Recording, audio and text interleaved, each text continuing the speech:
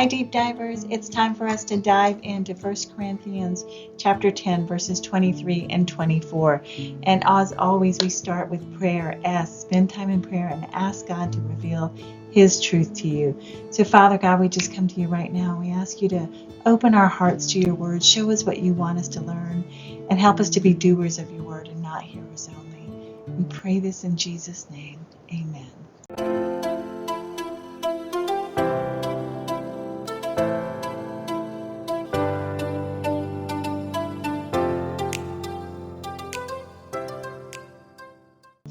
All right, so after we do that, we write our verse down that we're going to be soaking on. And in this week, we're working on verses 23 and 24. And I'll go ahead and read it to you in the New King James Version. All things are lawful for me, but not all things are helpful. All things are lawful for me, but not all things edify. Let no one seek his own, but each one the other's well-being. And you'll notice on my printout, I actually went, this is from my Bible, where I would write out some of the words that I discovered were similar. So for lawful, I wrote out permissible, right or allowable. Helpful, I wrote out that it means to be beneficial or good or expedient or profitable. And the word edify was constructive, good, or helpful. And so you could reread that again and think, all things are lawful, they're permissible, they're right, they're allowable. But not all things are helpful or beneficial or good or expedient or profitable. All things are lawful for me, but not all things edify. They're not constructive or good or helpful. Let no one seek his own, but each one the other's well-being.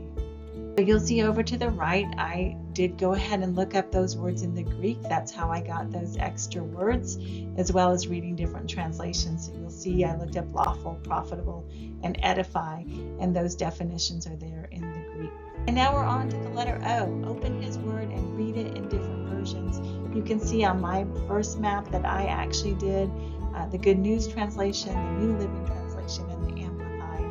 And let's go ahead and read it in the Good News translation. We are allowed to do anything, so they say. That is true, but not everything is good. We are allowed to do anything, but not everything is helpful. None of you should be looking out for your own interest, but for the interest of others. I also wanted you to see the next letter, which is A, ask questions. And I purposely left it blank today because no questions rose up in my mind that I wanted to write in this category. And I wanted to use this opportunity to remind you that this is a tool for you to use however it works for you. So you don't have to have every inch of your map filled out, and you don't have to answer everything. You just need to use it as a tool to help you dive into God's Word. Amen? And then we move into the cross references. This particular passage, I absolutely loved doing the cross references. There were so many really powerful verses that just really tied into the truth that the author was trying to share with us, and just made it really impactful. So you can read some of those. I'll read just a couple to you. Each one of us should please his neighbor for his good, to build him up. Everything's permissible for me, but not everything's beneficial. Sounds familiar, right? That was from chapter 6, just a few chapters ago. And then also he says at the very end of this chapter, another verse that just pulls it all together. As I also try to please everyone in all I do, for I'm not seeking my own good, but the good of many, that they may be saved. Okay, we're going to keep moving on, and we're on to the letter K, which is keep the word before you. Meditate on it day and night, from Joshua 1:8. And you can do that however it works for you, whether that's putting his word on a postcard and putting it on your mirror, or whether it's sitting in your car on an index card, or we've created these wallpapers for you that you can put on your cell phone. And I'll show you a bigger picture of that in just a minute. But choose to meditate on it day and night. Decide how you're going to keep his word in front of you at all times.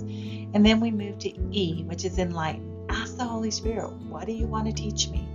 And I promise you, if you ask the Holy Spirit to teach you and to show you what he wants you to learn from God's word, he will show you. So in this case, I wrote down what I felt like he was speaking to me, which is, you were bought with a very high price, my very life. Therefore, you're no longer your own. Everything you do or do not do should be done as unto me. It is about my kingdom and bringing others to me. It's not about your rights, and it's not about your freedoms. It is about souls being saved. Walk in my ways, walk in freedom, and choose to not cause others to stumble. And my response to that was, Lord, help me to honor you in all that I do. Thank you for your freedom that you have given me. Help me to never use that freedom as a chance to sin or as a stumbling block to others. Use me to draw others into your kingdom. And this is just a larger picture of the wallpaper that we created for you as we go through 1 Corinthians chapter 10. You can put that on your phone, and it can just be your daily reminder that it's about helping others and bringing others into the kingdom of God. And then as we move on down and we go to our notes and our key takeaways, I made some notes from different commentaries that really stood out to me. One that I really did like was McLaren, where he just said, Christian man is bound to shape his life so that no man shall be able to say of him that he was the occasion of that one's fall. And it brought us back to the end of chapter 10, which is verse 31 to 33, where he sums it all up in a very powerful summary. He says, so whether you eat or drink or whatever you do, do it all for the glory of God. Do not become a stumbling block, whether to the Jews or to the Greeks or to the church of God, as I also try to please everyone in all I do, for I am not seeking my own good, but the good of many, that they may be saved. Happy diving,